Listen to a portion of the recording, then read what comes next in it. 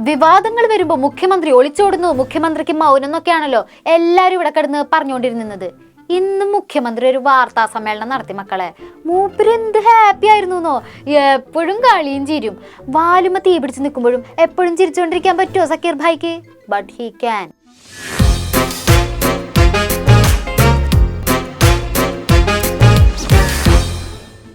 പൂരം കലക്കല്, ADGP, മലപ്പുറം പരാമർശം, PR agency, PV Anwar, അങ്ങനെ വിവാദങ്ങൾക്ക് മേൽ വിവാദങ്ങളുള്ളപ്പോൾ നമ്മുടെ ഇരട്ടച്ചങ്കൻ മാസായിട്ട് വാർത്താ സമ്മേളനം നടത്താൻ വരികയാണ് സുഹൃത്തുക്കളെ. ആരംഭിക്കലാമ. അത് മൈക്കിൽ എന്നോട് എപ്പോ ഇങ്ങനെയാണ്.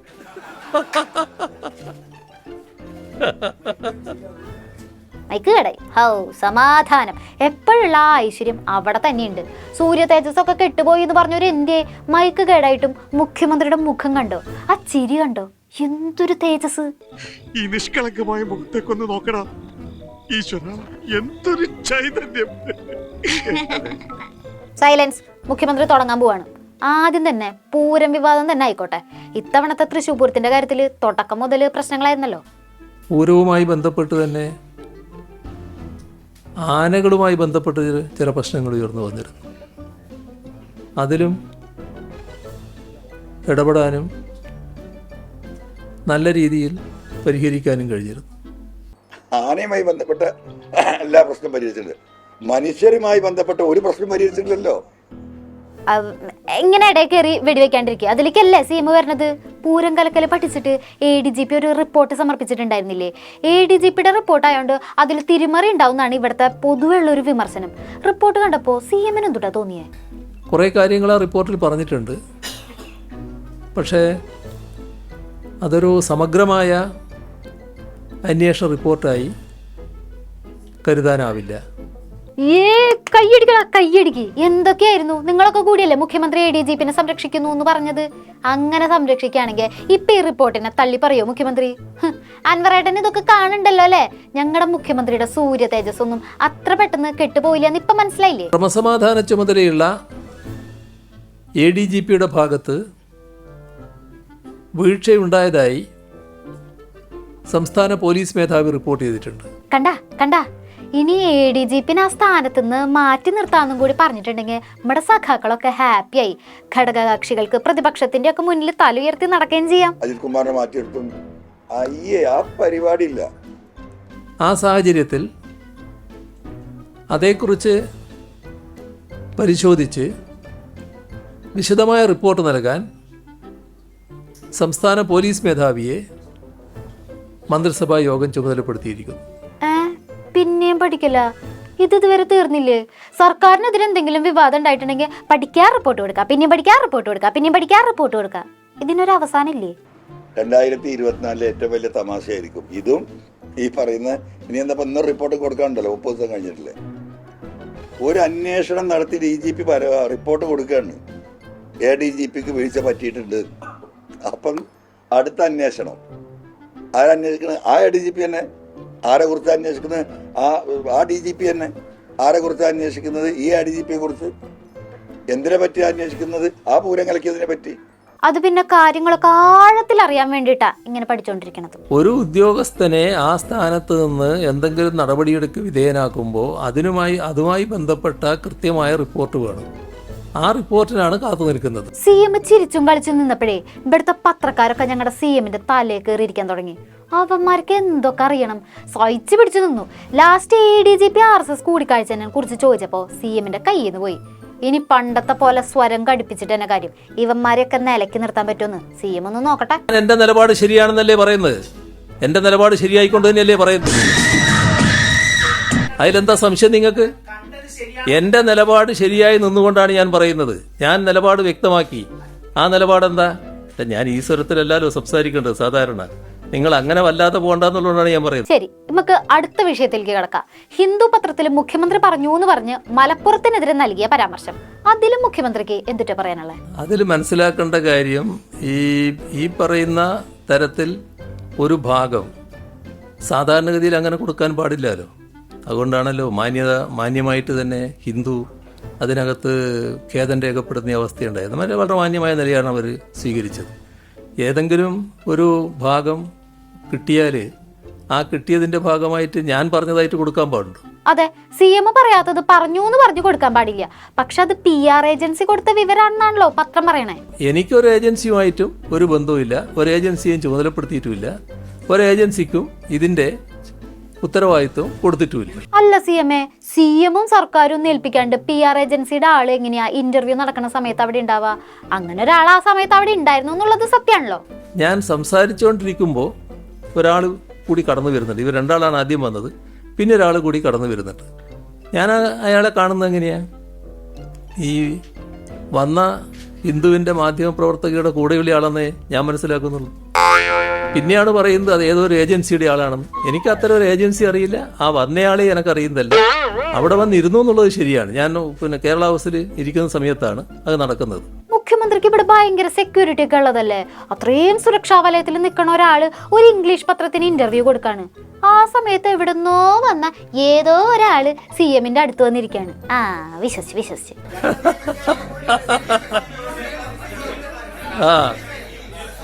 നിങ്ങളൊക്കെ എത്ര പ്രകോപിപ്പിച്ചാലും മുഖ്യമന്ത്രിക്ക് ചിരിക്കാൻ മാത്രമേ അറിയൂ. യുവമാരെ ഈ ചിരിയിൽ പിടിച്ചു കയറൂട്ടാ CM, എന്തെങ്കിലും ന്യായീകരണം ഇറക്കിക്കും. തമ്മിലുള്ള മാധ്യമങ്ങൾ തമ്മിലുള്ള പോരിന് എന്നെ ഇടയാക്കരുത്. നിങ്ങൾ ആ വഴി സ്വീകരിക്കരുത്. ഹിന്ദുവിനെ പറ്റി ഞാൻ പറഞ്ഞു, ഹിന്ദു മാന്യമായ നിലപാടാണ് സ്വീകരിച്ചത്. നിങ്ങളാണെങ്കിൽ സ്വീകരിക്കില്ല. മതി ഇനി ചിരിച്ചോ.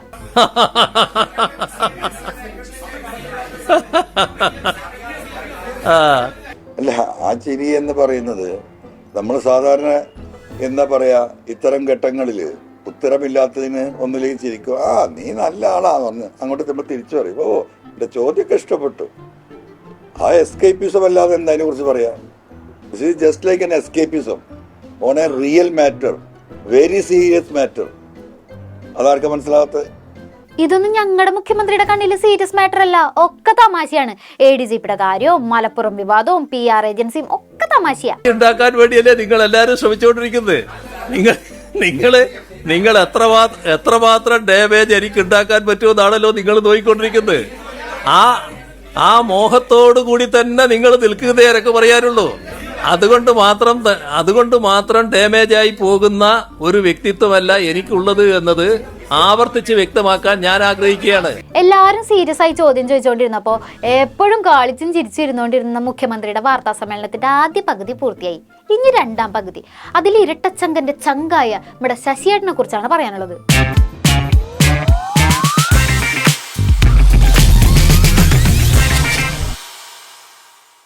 ADGPക്കെതിരെ നടപടിയെടുക്കാത്ത പോലെ P ശശിയുടെ മേലും ഒരു തരി മണ്ണ് വിടാൻ നമ്മുടെ CM സമ്മതിക്കില്ല മക്കളെ. കണ്ട PV അൻവറിനെ പോലെ നല്ല നമ്മുടെ P ശശി മൂപ്പരെ പാർട്ടിയെ എന്നും നെഞ്ചേറ്റിയ മനുഷ്യനാണ്. ഇത്രയും നിഷ്കളങ്കനായ ഒരു സഖാവ് ഇന്ന് ഈ പാർട്ടിയിൽ ഇല്ല എന്നാണ് മുഖ്യമന്ത്രിയുടെ അഭിപ്രായം.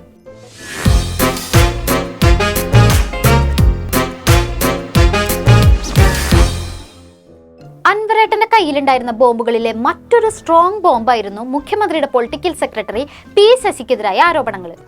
പൊളിറ്റിക്കൽ സെക്രട്ടറിക്ക് ഇത് നിയന്ത്രിക്കാൻ കഴിയുന്നില്ല എന്ന ചോദ്യം തന്നെയാണ് ഞാൻ ഉയർത്തുന്നത്. അദ്ദേഹം തന്നെയല്ലേ നിയന്ത്രിക്കേണ്ടത്? ഇപ്പോൾ നാട്ടിലൊക്കെ ഒരു വർത്തമാനമാണ്. എന്താണ്? കേസുമായി സ്റ്റേഷനിൽ കയറിയാൽ DYFI ഒക്കെ സഖാവാണോ എന്നറിഞ്ഞാൽ 2 അടി അധികം കിട്ടുന്നു. ഇതൊരു നാട്ടുവർത്തമാനമായി മാറി.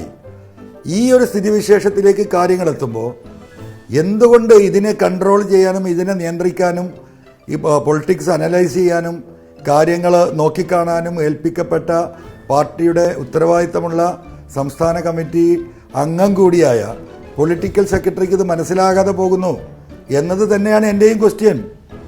ആ ക്വസ്റ്റ്യൻ ആൻസർ ചെയ്യേണ്ടത്, അത് പരിശോധിക്കേണ്ടത് പാർട്ടിയാണ്. അതായത് പാർട്ടിയും മുഖ്യമന്ത്രിയും ഇപ്പൊ എന്തൊക്കെ ആരോപണങ്ങൾ നേരിടുന്നുണ്ടോ അതിനൊക്കെ കാരണക്കാരൻ P ശശിയാണെന്നാണ് അൻവറേട്ടൻ എപ്പോഴും പറഞ്ഞുകൊണ്ടിരിക്കുന്നത്. അതൊക്കെ അൻവറിന്റെ ശീലത്തിൽപ്പെട്ട കാര്യങ്ങൾ പറയുന്നതായിരിക്കുന്നു. അതൊന്നും ഞങ്ങളെ ഓഫീസിലുള്ള ആൾക്ക് ബാധകമായിട്ടുള്ള കാര്യമല്ല. അൻവറിന്റെ ശീലത്തിൽ പലതും ഉണ്ടാവുമായിരിക്കും. അദ്ദേഹത്തിന്റെ ബിസിനസ് ഡീലിങ്സിൽ പലതരത്തിലുള്ള ഇടപാടുകൾ ഉണ്ടാവുമായിരിക്കും. പിന്നെയും ചിരി, എന്ത് പറഞ്ഞാലും ചിരി എന്നെ ചിരി. അല്ല, മുഖ്യമന്ത്രിക്ക് അറിവുണ്ടെന്ന് പറഞ്ഞ ശശിയാണ് ഇതിൻ്റെ ആള്. ഞാൻ ആവർത്തിച്ച് പറയുന്നു, ഈ ശശിയെ കുറിച്ച് എന്താ മുഖ്യമന്ത്രി മനസ്സിലാക്കാത്തത്?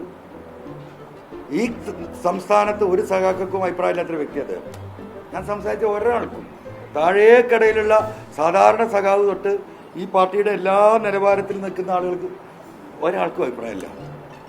ഇതെന്താ ബഹുമാനപ്പെട്ട മുഖ്യമന്ത്രിക്ക് മാത്രം അഭിപ്രായം? എനിക്കത് മനസ്സിലാവുന്നില്ല. ഹൈ, മുഖ്യമന്ത്രിയുടെ ഓഫീസിൽ ഇത്രയും ഡീസന്റ് ആയ ആള് വേറെ ഇല്ലാന്നല്ലേ മുഖ്യമന്ത്രി എപ്പോഴും പറയണത്? ആ പറയണതൊന്നും അൻവറേട്ടന്റെ തലയിൽ കയറുന്നില്ലാന്നുണ്ടോ? അതിൻ്റെ ഭാഗമായി ഇത്തരത്തിലുള്ള ഒത്തുതീർപ്പുകളോ അല്ലെങ്കിൽ മറ്റു തരത്തിലുള്ള കൂട്ടുകെട്ടുകളോ ഒക്കെ ഉണ്ടാകാം. ഞങ്ങളെ ഓഫീസിൽ ആരും ഈ ബിസിനസ്സുകാർ തമ്മിലുള്ള ഒത്തുതീർപ്പുണ്ടാക്കാൻ വേണ്ടി നടക്കുന്നവരല്ല. പിന്നെ എല്ലാവരുടെയും മറ്റു തരത്തിൽ സഞ്ചരിച്ച്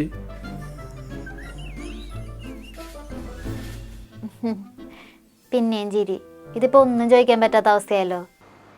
ഇപ്പോഴും അദ്ദേഹത്തിന് ക്ലീൻ ചീറ്റ് കൊടുക്കുന്ന CM കണ്ണൂരിലെ 10 സഖാക്കളെ വിളിച്ച് ചോദിക്കട്ടെ എന്ന്.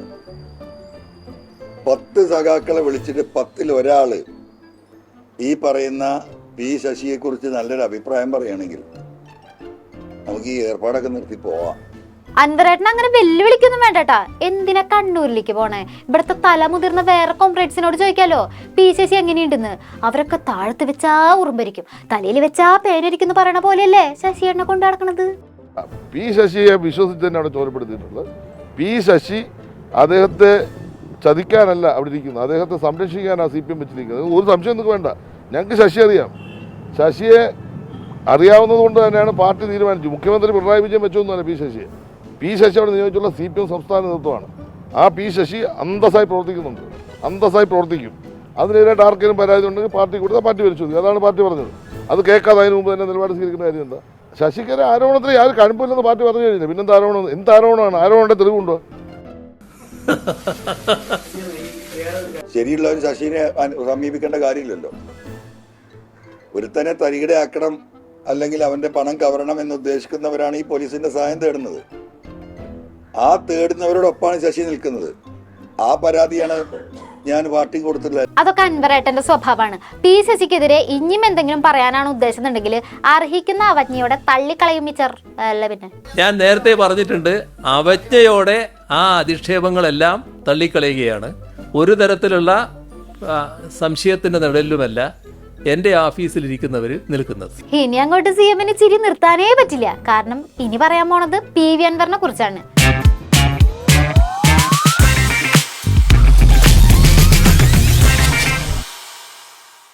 സഖാക്കളുടെ കണ്ണിലുണ്ണിയായിരുന്ന അൻവറേട്ടന് നേരെ ഇത്തവണയും CM പുച്ഛം വാരി വിതറിയിട്ടുണ്ട്.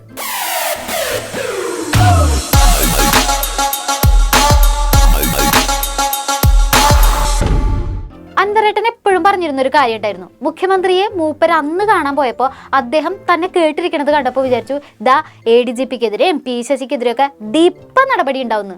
പക്ഷെ സോഷ്യൽ മീഡിയയിൽ തരംഗമായ കൺവിൻസിംഗ് സ്റ്റാറിനേക്കാൾ വെല്ലുന്ന അഭിനയമായിരുന്നു അതെന്ന് പിന്നീടാണ് അൻവറേട്ടന് മനസ്സിലായത്. അൻവറേട്ടൻ പറഞ്ഞതുപോലെ മുഖ്യമന്ത്രിക്കും അൻവറിന്റെ പോക്ക് എങ്ങോട്ടാണെന്ന് മനസ്സിലായിരുന്നു അത്രേ. അതല്ല, അൻവർ എന്ന് പറയുന്നത് ഈ തുടങ്ങുമ്പോൾ തന്നെ നമുക്ക് എല്ലാവർക്കും മനസ്സിലായല്ലോ. നിങ്ങൾക്ക് മനസ്സിലായിട്ടുണ്ടാവും നല്ലതുപോലെ, എനിക്കും നേരത്തെ തന്നെ മനസ്സിലായില്ല.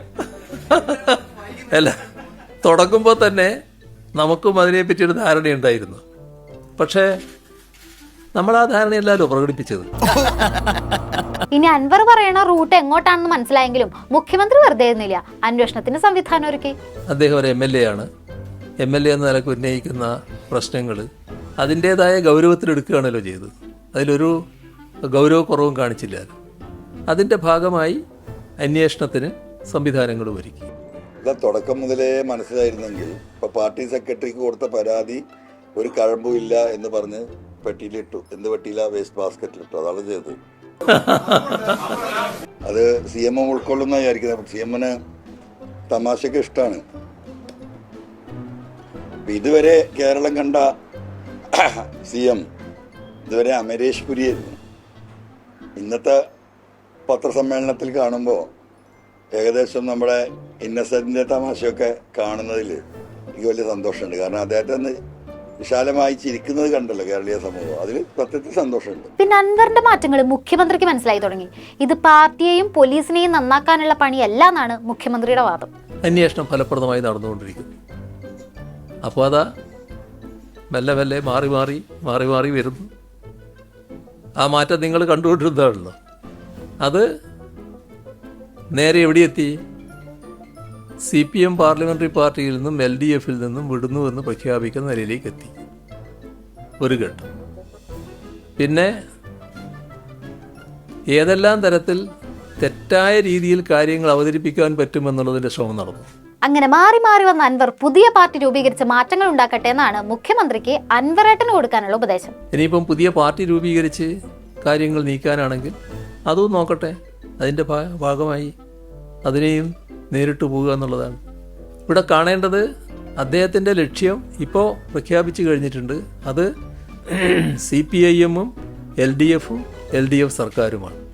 സ്വാഭാവികമാണ്, ഇതിൻ്റെ എല്ലാം പ്രതീകമായിട്ട് നിൽക്കുന്ന ഒരാളാണ് ഞാൻ. എനിക്കെതിരെ ചില ആക്ഷേപങ്ങൾ ഉന്നയിച്ചു എന്ന് വരും. അത് ഒരുപാട് കാലമായിട്ട് ഉന്നയിച്ചുകൊണ്ടിരിക്കുകയാണല്ലോ. ആക്ഷേപങ്ങളെല്ലാം ഉള്ളപ്പോഴും ഞാൻ നിങ്ങളുടെ കൂട്ടത്തിൽ തന്നെ ഉണ്ടല്ലോ ഇവിടെ. അത് നമുക്ക് ആ നിരക്കേ കാണാനുള്ളൂ. ഞാനതിൽ എന്തെങ്കിലും പ്രകോപിതമായി മറുപടി പറയാൻ ഇപ്പോൾ നിൽക്കുന്നില്ല. ഇന്നത്തെ കാലത്ത് ചുളിവിൽ ഫേമസ് ആവാൻ നല്ലത് ഈ ചാനൽ ചർച്ചയാണ്. ഇനിയിപ്പോ പുതിയ പാർട്ടി രൂപീകരിച്ച് ചെന്നിട്ടുണ്ടെങ്കിൽ പരാതിക്കൊക്കെ പരിഹാരം ഉണ്ടാവുമെന്ന് അൻവറേട്ടൻ വിചാരിക്കേണ്ട. നിങ്ങളുടെ പരാതിക്ക് മുഖ്യമന്ത്രി അർഹിക്കുന്ന പരിഗണന തന്നിട്ടുണ്ടെന്നാണ് മൂപ്പര് പറയണം. ഞാൻ നേരത്തെ പറഞ്ഞിട്ടുണ്ട്, അവജ്ഞയോടെ ആ അധിക്ഷേപങ്ങളെല്ലാം തള്ളിക്കളയുകയാണ്. ഒരു തരത്തിലുള്ള സംശയത്തിൻ്റെ നിഴലിലുമല്ല എൻ്റെ ഓഫീസിലിരിക്കുന്നവർ നിൽക്കുന്നത്. പുതിയ സംഭവമല്ലല്ലോ. അതെ, അൻവറേട്ടൻ മൈക്ക് കെട്ടി നിലമ്പൂരങ്ങാടിയിൽ സർക്കാരിനെതിരെ മുഖ്യമന്ത്രിക്കെതിരെ ആരോപണങ്ങൾ ഉന്നയിക്കുന്നത് നിർത്തിയിട്ടില്ലേട്ടാ? പേടിയുണ്ടോ? ഏതായാലും ഇവിടെ അവസാനിപ്പിക്കുകയാണ്. ചോദ്യങ്ങൾ ചോദിക്കുമ്പോൾ ഒന്നില്ലെങ്കിൽ ചിരി, അല്ലെങ്കിൽ മൈക്ക് ഓഫ്. സ്വാഭാവികം. എന്നാ ശരി, ബാക്കി വിശേഷങ്ങളുമായി ഇനി നാളെ കാണാം. നന്ദി, നമസ്കാരം.